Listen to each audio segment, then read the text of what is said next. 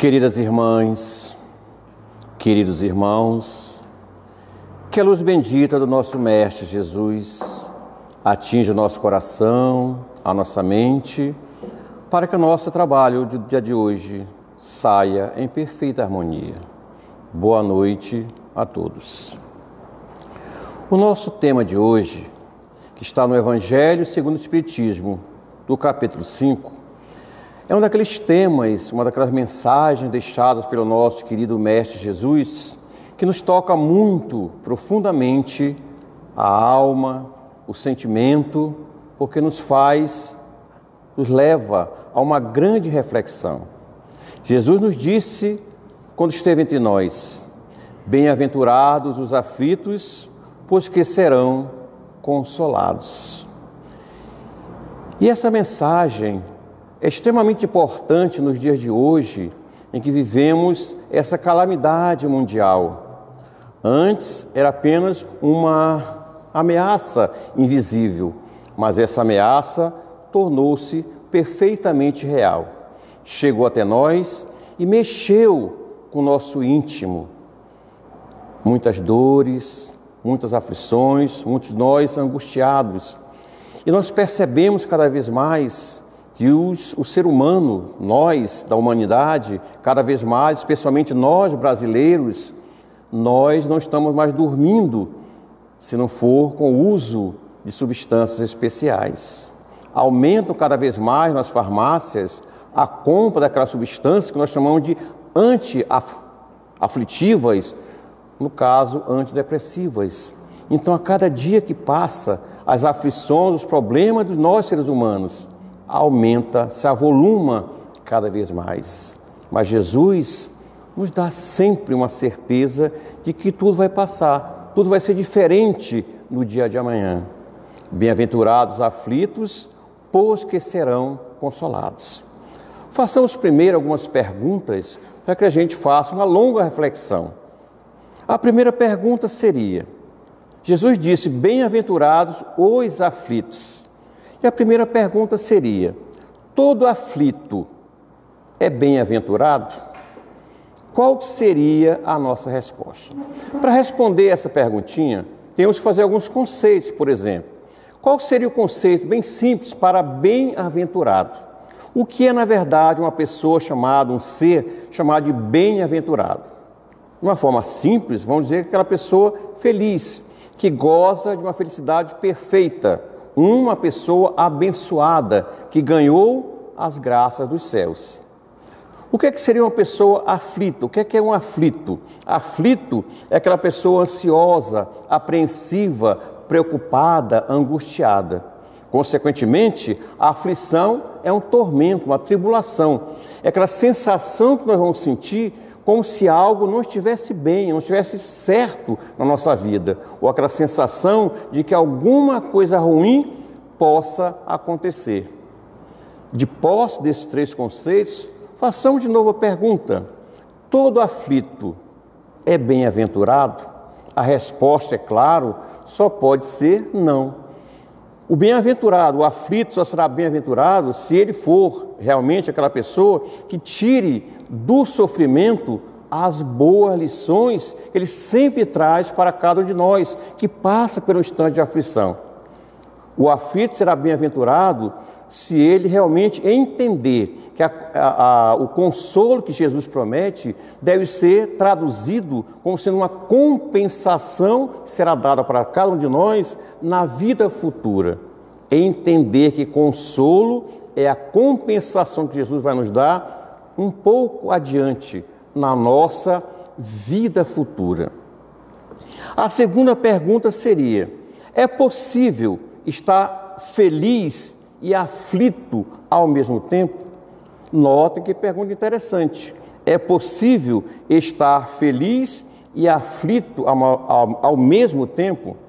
Qual seria a nossa resposta?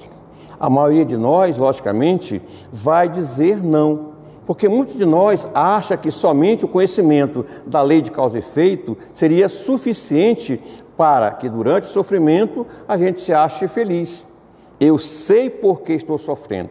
Eu conheço a lei, eu estudo, eu raciocino, sofrimento chegou, mas se eu sei a causa, eu sou perfeitamente feliz. Mas a coisa não é tão simples assim, que todos nós sabemos, vamos raciocinar, que a aflição gera em nós sofrimento, gera tristeza, e a gente quer, o mais rápido possível, se ver livre desse problema. Então não é algo muito bom. Jesus não diz para nós: seja feliz durante o sofrimento, sorria, você está sofrendo. Não foi isso que Jesus quis que a gente entendesse. Ele quis dizer que a gente tenha, durante o sofrimento, uma certeza que futuramente aqueles que creem na sua palavra serão perfeitamente recompensados, perfeitamente compensados. Aí sim, logicamente, a nossa resposta será perfeitamente sim, se a gente for entender essa felicidade como sendo uma certeza, trocar a felicidade por certeza que nós vamos ser compensados um pouco mais na frente. A outra pergunta comum sempre muito entre nós é: quem já não fez essa pergunta? Por que sofremos? Há justiça nas aflições? Quais as causas das aflições? E quando se busca a causa, a resposta para essa pergunta, por que sofremos, se existe ou não justiça, a gente culpa muitas coisas à nossa volta. Porque nós, seres humanos, temos a grata infelicidade de culpar a todos, é a famosa transferência de responsabilidade. Culpamos tudo, todos, mas nunca a nós que somos verdadeiramente os culpados por essa aflição ter chegado até nós. Culpamos a esposa, o esposo, os filhos, o patrão, os professores, os presidentes, e culpamos em escala maior até o nosso Pai Celestial, mas nunca achamos que nós somos os culpados. Mas a gente já entende há muito tempo que Deus é justo. E se Deus é justo, essas causas do nosso sofrimento, das nossas aflições, hão de, logicamente, ser justas. Mas para isso, temos que voltar um pouco no tempo, retomar aos livros e lembrarmos de novo algo sobre Deus. Coisa que às vezes a gente esquece, parece que não, mas a gente esquece. Na hora do sofrimento, a gente esquece o que sente realmente dentro, o que seja Deus. Se nós pegarmos o Livro dos Espíritos, a primeira obra da nossa codificação espírita, na questão 01, vem aquela pergunta que todos nós espíritas, todo aquele que entra, começa a estudar na doutrina espírita, fica entusiasmado com ela. Livro dos Espíritos, questão número 1, que é Deus? E a resposta dos espíritos superiores é sempre a mais simples possível: inteligência suprema, causa primeira ou primária de todas as coisas. Como a gente vai provar que Deus existe? A resposta dos espíritos é a mais simples possível ainda. Usai um axioma bem comum entre vós: examinai tudo à tua volta. Se não encontrares a causa, se a gente achar que aquilo não é obra do ser humano, só pode ser obra divina, e a nossa razão vai dizer que Deus existe. Olhemos para as estrelas, a gente vai entender perfeitamente bem que as estrelas não são obra do ser humano, é uma obra divina. Então Deus existe. Olhemos para o mar, não é uma obra do ser humano, é uma obra divina. Não sei se já prestaram atenção, mas um dos processos que eu considero particularmente mais fantástico da natureza é o processo da polinização, aquele processo inicial da reprodução dos vegetais, processo que acontece nas flores, um processo lento, e você percebe que ali jamais foi obra, não tem ali o dedo do ser humano, só pode ser uma obra do nosso Pai Celestial. Como é que a gente sabe que Deus nos ama? A gente às vezes diz: eu amo Deus, mas como é que eu sei de lá para cá que Deus me ama? A resposta é muito simples a gente raciocinar. Como é que eu sei que Deus me ama? Primeiro, nunca nos pune. Tem resposta mais maravilhosa do que essa? Sempre nos perdoa, sempre nos dá uma nova chance de recomeçar. Então a gente vai entender o processo da reencarnação. Nos dá essa chance de voltar para o plano físico, no outro corpo, para retomar a jornada evolutiva, começar tudo novamente, um novo reaprendizado. Como é que eu sei que Deus me ama? Porque Ele traz a gente para esse plano físico através de uma família. É a base de tudo, para ali vencermos a diferença que existem ainda entre nós, espíritos ligados de uma forma ou outra entre si. Como é que eu sei que Deus me ama? Porque Ele nos dá o livre-arbítrio, essa faculdade maravilhosa de escolher os meus próprios passos. Se eu errar, eu vou arcar com as consequências, mas eu tenho um livre-arbítrio. Então Deus existe, é o nosso Pai Celestial, temos que entendê-lo de uma outra forma, como justo, amoroso e bom. Se sofremos, não é porque Ele quer, não, jamais um castigo divino. E não sei se já prestaram atenção, lembrando mais uma vez, sempre que nós sofremos, quando chega até nós as aflições, erguemos os braços e bradamos para os céus. Porque sempre lembramos de Deus nas horas mais improváveis. Uma razão disso, para provar isso, por exemplo, é se você tomar nas mãos aqueles poema maravilhoso de Castro Alves, Voz da África, um poema extremamente longo, mas basta lembrar a primeira estrofe. A gente vai lembrar de novo que o homem, desde o passado até o dia de hoje, quando chega a aflição, brada e clama pedindo a presença de Deus. Castro Alves nos disse assim: Deus, ó Deus, onde estás que não responde? Em que mundo, em que estrela tu te escondes? Embuçado nos céus? Há 2000 anos te mandei o meu grito, que embalde desde então corre no infinito. Onde estás, Senhor meu Deus? Então, há muito tempo, nós bradamos para a presença de Deus, provando para nós mesmos, no nosso íntimo, que Ele é importante, que Ele não é o culpado pelas nossas vicissitudes. Está sempre real em nossas vidas. Mas ainda nas nossas perguntas iniciais, por que alguns sofrem mais do que os outros? Deus é injusto? Deus é parcial? Deus é tendencioso, nos dividiu em grupos. Esse grupo vai sofrer mais, esse grupo vai sofrer menos? É claro que não. Deus é justo, é todo amor, é toda bondade, é toda misericórdia. O Espiritismo, através da reencarnação, tira de vez o véu que encobria todo esse processo do sofrimento, como vamos ver daqui a mais alguns instantes. Allan Kardec, entre muitas mensagens maravilhosas, nos deixou essa, que serve muito para esse instante. Kardec nos disse: o sofrimento é inerente à imperfeição. Vejam que frase maravilhosa. Está dizendo Kardec que as nossas imperfeições morais nos levam quase sempre ao sofrimento, às aflições. O sofrimento é inerente à imperfeição. Se eu vou exacerbar as minhas imperfeições, logicamente eu vou chamar para mim as imperfeições. Um pouquinho mais adiante, no Livro dos Espíritos, na questão 933, Kardec pergunta aos benfeitores a seguinte pergunta: se muitas vezes o homem é o causador de seus sofrimentos materiais, também o será dos morais? Kardec pergunta aos superiores se o homem, já que ele causa para si mesmo os sofrimentos físicos materiais, também pode causar os sofrimentos morais, que são mais terríveis para nós? E a resposta, como sempre, dos Espíritos de Luz, clara, límpida, segura.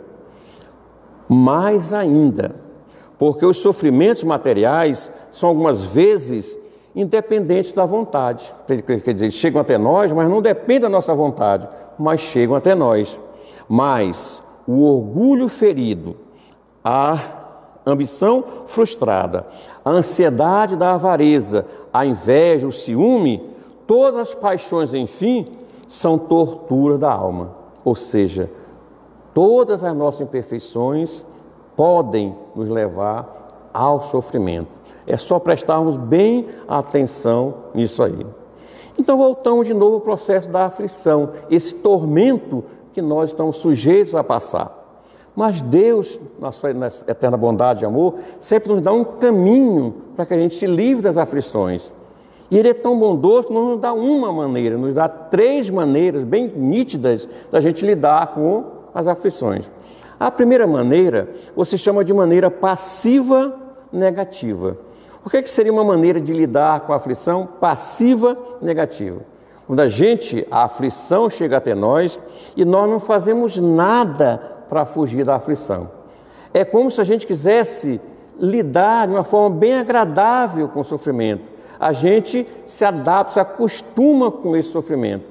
É uma desculpa, é uma falsa resignação. Muita gente usa esse pretexto para no meio em que vive, continuar com aquele rótulo de pessoas, as outras chamam de coitadinhos, coitadinhas.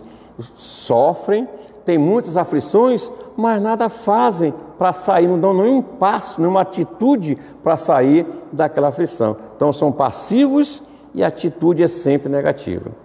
A segunda maneira é a ativa, porém negativa. Por que ativa? Porque nós reagimos à presença da aflição. Então, se reagimos contra ela, é lógico que é um processo ativo, nós estamos reagindo. Mas por que negativa? Porque nós vamos reagir com revolta, nos queixando para todos os lados da aflição que chegou até nós. Usamos a famosa transferência de responsabilidade. Culpamos ocasiões, culpamos todos ao nosso redor pelo sofrimento. Nunca o verdadeiro culpado que somos nós mesmos. Agora, a terceira maneira é melhor que nós podemos tomar.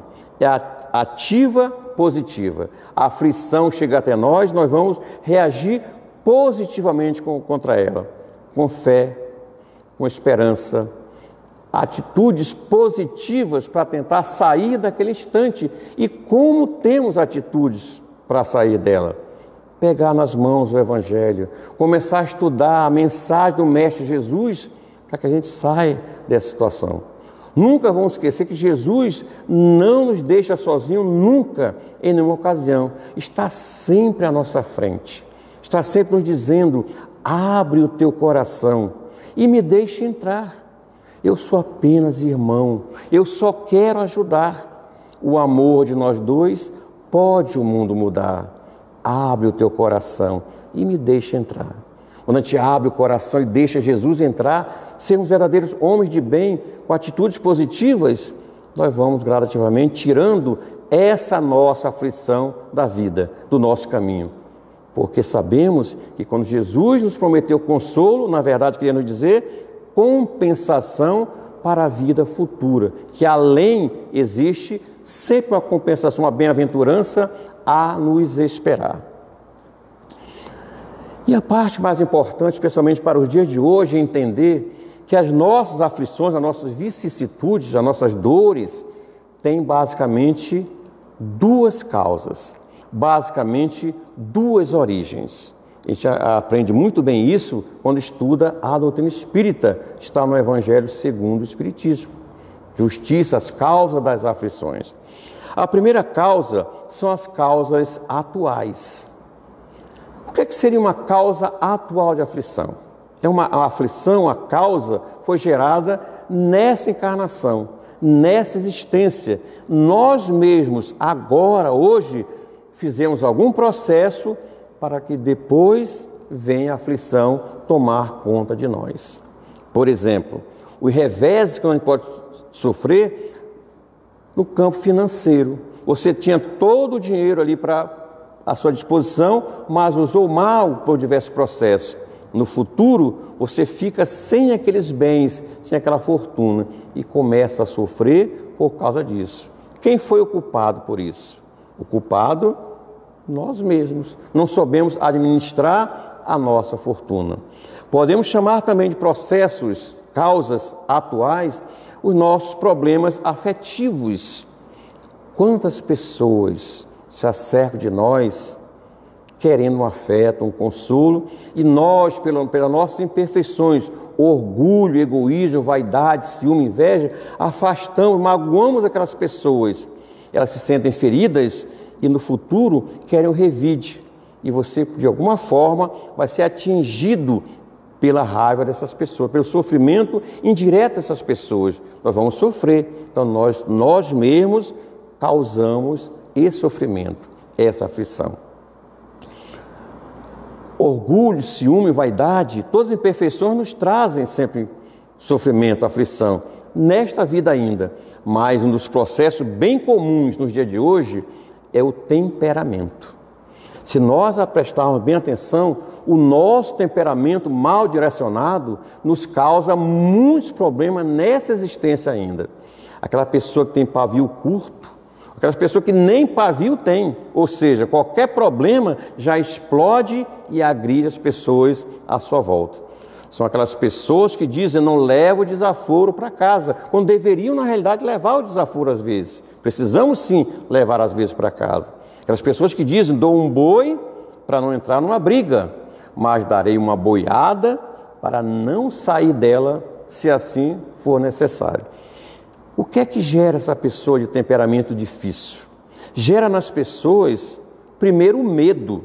As pessoas à sua volta ficam com medo dela, essa agressão que ela joga, essa imperfeição mal calculada para cima das pessoas. Gera medo, gera frustração, especialmente no campo familiar. Os filhos frustrados vão refletir isso um pouquinho mais tarde, quando estiver além da adolescência. Virá sempre a consequência. Causa medo, frustração, vai causar raiva nas pessoas e vai causar, às vezes, o revide. As pessoas não aceitam guardar aquela raiva, aquela indiferença, às vezes, e querem fazer o mesmo. Com o passar do tempo, revidam e a pessoa vai sofrer.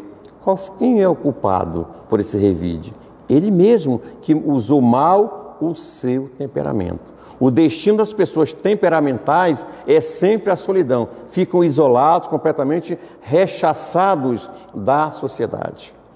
E como causa atual também, vamos citar que é muito frequente no dia de hoje, os processos dos excessos da comida, da bebida, do sexo, que nos faz, no futuro, sofrermos as consequências. O fumo, o álcool, as drogas ilícitas que vão gradativamente destruindo o nosso organismo, porque é um suicídio indireto e nos vai causar problemas. A pessoa, por exemplo, bebe demais, depois de alguns anos adquire cirrose. É uma aflição, um sofrimento? É claro que é. Quem é o culpado por isso? A própria pessoa que não dosou o seu vício no álcool, ou pode ser o tabagismo e assim por diante. Então essa é a causa atual. Nós, nessa existência atual, por algum deslize, alguma imperfeição, um pouquinho para frente, vamos sofrer as consequências. Mas é sempre bom lembrar, especialmente nos dias de hoje, quando a gente olha, o sofrimento chega, você não sabe a causa, mas por que eu estou sofrendo? Por que isso chegou até mim? Só podem ser as famosíssimas, mas que a gente aprende muito bem na doutrina espírita, chamada de causas anteriores. A gente sofre aflição, analisa, mas não encontra razão, não sabe de onde veio aquele processo. O primeiro, aquilo que nós, como seres humanos, na maioria, chamamos de fatalidade. O revés da fortuna. A pessoa era rica e por um processo qualquer que não foi por deslize, não foi mau emprego, ele perde toda a fortuna. Qual foi a origem? Só pode ter sido problemas de outras existências. A perda de entes queridos, uma criança na mais tenra idade desencarna. O que é que a mãe, o que é que a família diz nessa hora? Ela não encontra a razão. Por que eu estou perdendo meu filho numa tenra idade, não muito mais para frente, como é de costume a gente pensar? Causas anteriores. Não é justiça divina castigando aquela família. Existe todo um processo atrás disso, mas sempre ligado ao passado. Agora imaginemos aquela mãe. Passa os 9 meses fazendo seu pré-natal religiosamente em dias, com bons médicos, pré-natal perfeito. E vem o dia do nascimento. A criança vem ao mundo surda, pode vir muda, com microcefalia ou macrocefalia, anencefalia sem o cérebro, ou com doenças incuráveis, ou mesmo com deformidades físicas. Ela fez tudo certinha. E o povo, ela mesma vai tomar aquela criança nas mãos, é um anjinho. É ou não é um anjinho? Como é que vamos explicar esse processo? Castigo divino? Claro que não. São causas anteriores, é todo um processo. A gente somente com a doutrina espírita, por exemplo, podemos estudar, aprender que são coisas anteriores, nunca o castigo divino. E a miséria total? Enquanto pessoas, crianças têm tudo no mundo, aquelas passam fome. Por que existe essa miséria total? Porque essa discrepância, essa disparidade, essa diferença que existe no campo social. A gente não encontra razão.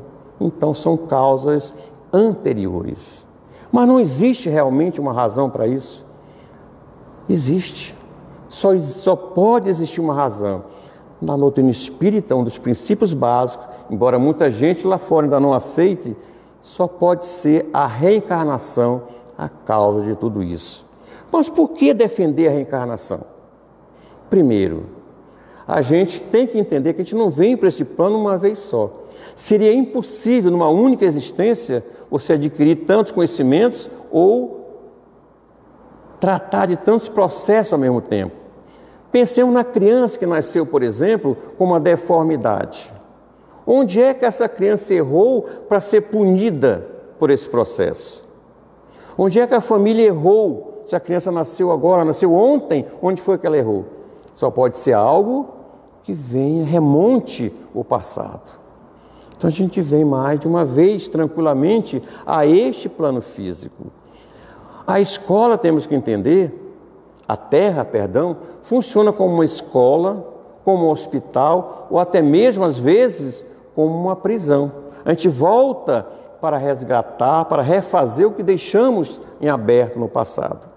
Mas as pessoas dizem para nós: vocês não acreditam que a gente vem ter mais de uma existência? Então por que o erro lá do passado não era um outro espírito que estava fazendo o erro? Por que eu tenho que pagar hoje? O entendimento é simples. Aquele erro lá do passado foi feito em um outro corpo, mas o espírito era o mesmo.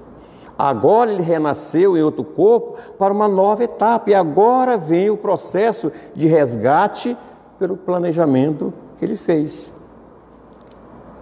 Tudo que nós deixamos em aberto para trás, agora surge na nossa frente, para a gente faça o resgate. Se deixamos para trás pendências no campo do conhecimento, a Terra, a existência agora, vai funcionar como uma escola. Se deixamos para trás pendências no campo da saúde, não cuidamos anteriormente da saúde, a gente volta para cá e a Terra vai funcionar como um hospital. Se deixamos para trás pendências no campo da justiça, essa encarnação vai servir para que a Terra agora, essa existência atual, funcione para nós como uma prisão. O que fizemos lá atrás volta, tem reflexos no dia de hoje. Só existe essa razão, senão eu vou pensar que Deus está brincando conosco, porque uns sofrem mais que os outros, porque alguns sofrem, outros não sofrem. Deus é parcial, é tendencioso, é injusto? Não. Lembramos uma vez mais, olhemos para o céu, olhemos para o mar. Qual é a resposta que vamos ter? Deus é todo amor, é toda bondade, é toda misericórdia. Temos que entender isso de uma forma completamente urgente. E qual vai ser a nossa conclusão de tudo isso que nós acabamos de lembrar nesse processo? No Evangelho segundo o Espiritismo, no capítulo 5, temos a mensagem que já nos diz, responde, conclui tudo isso que nós conversamos hoje. Está lá. As vicissitudes da vida derivam de uma causa. E pois que Deus é justo, justa há de ser essa causa. Deus não é culpado de nada, nos ama, mas nós é que trazemos causas anteriores, falhamos ontem, mas vamos reajustar hoje. Ou causas atuais, criamos hoje e vamos reajustar hoje ainda. Nunca será um castigo divino. Temos que lembrar que Jesus nos fez promessas, prometeu as bem-aventuranças, o consolo, ou seja, interpretando como sendo uma compensação na vida futura. Mas por que Jesus nos prometeu isso? Porque nós somos seres imortais. Se nós não fôssemos espíritos imortais, que tudo acabasse na hora da morte, para nós, desencarnação, Jesus estaria brincando conosco. A causa não é essa. Fez as bem-aventuranças, fez promessas para nós, porque nós somos imortais, nos deu a certeza da vida futura, que existe algo além do túmulo. Nós vamos para um outro plano, recomeçar tudo aquilo que Deus tem à nossa disposição. E nos mostra que a consolação que ele fala é uma compensação para os que realmente entendem o porquê das aflições. E o consolo é, na verdade, uma compensação que será dada futuramente a todo que crê. Então vamos entender que quando Jesus disse, bem-aventurados os aflitos, pois que serão consolados, ele não estava querendo exaltar as aflições, ele queria exaltar as pessoas que sofrem sem revolta, queria exaltar as pessoas que entendem o porquê do sofrimento, que não fazem lamentações inúteis, culpando a tudo e a todos pelo seu sofrimento. No Evangelho segundo o Espiritismo, capítulo 5, no item 12, também temos uma resposta muito interessante para nós. Kardec nos diz, e essa frase de Jesus, bem-aventurados os aflitos, aporta a compensação que hão de ter os que sofrem. Compensação que hão de ter os que sofrem. E a resignação que leva o padecente a bem dizer do sofrimento como prelúdio de cura. Quem entende realmente o que é que está acontecendo vai bem dizer sempre a dor, que sabe que aquilo ali é o primeiro instante do consolo, da compensação futura. Deveis considerar-vos felizes por sofrerdes. Interessante isso.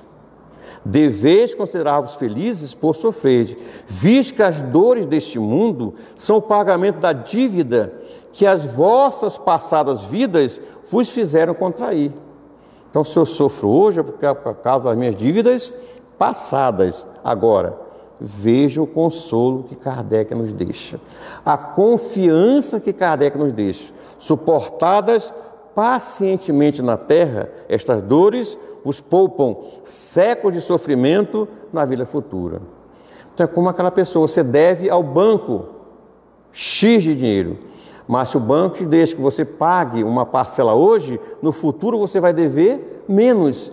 É mais ou menos, guardado as devidas proporções, o que acontece conosco. Se pagarmos a dívida hoje, estaremos poupando sofrimentos e aflições na vida futura.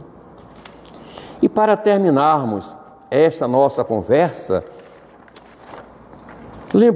vamos lembrar do nosso benfeitor espírita, autor de muitas obras bem interessantes, como por exemplo, Renovando Atitudes, Prazeres da Alma, As Dores da Alma, Hamed.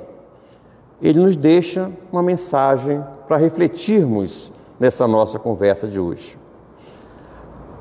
O capítulo chama-se Lágrimas. Hamed nos diz assim: lágrimas são emoções materializadas. No teu mergulho interior, pondera tuas lágrimas, analisa-as e certifica-te dos sentimentos que lhes deram origem. E quando a gente estiver lançando para o exterior as lágrimas, a gente analise por que as lágrimas estão caindo. Se eu estou chorando, lacrimejando, porque eu estou com alguma aflição. A gente analise realmente, profundamente, por que a origem, a causa desse sofrimento. Que sejam sadias tuas fontes geradoras de emoções, e que este líquido cristalino que escorre sobre tuas faces te levem ao encontro da paz interior, entre alicerces de uma vida plena. Então, Hamed nos diz que a gente não veio para o plano físico numa nova encarnação, por bênção divina, a gente não veio para buscar aflições, não veio para sofrer mais ainda o que tínhamos que passar. Não é para chamar coisas novas, a gente veio para progredir, evoluir espiritualmente e encontrar a nossa paz interior. Já nos diz Hamed. Se tivermos dúvida, lembrem sempre da mensagem, das palavras do nosso Mestre Jesus. Está sempre à nossa frente, nos chamando. É só abrirmos o coração para o Mestre e tudo vai facilitar. Bem-aventurados aflitos, pois que serão consolados. Ou seja, na vida futura, um pouco ali na frente, vamos receber a recompensa, a compensação por acreditarmos nas palavras do Mestre sobre a imortalidade da alma e sobre a nossa vida futura. Muita paz para todos. E não esqueça que dia 23, na quinta-feira, a nossa companheira Patrícia Barros estará falando sobre um tema que nos deixa realmente emocionados, todos nós, que é o Cristo Consolador. Muita paz para todos.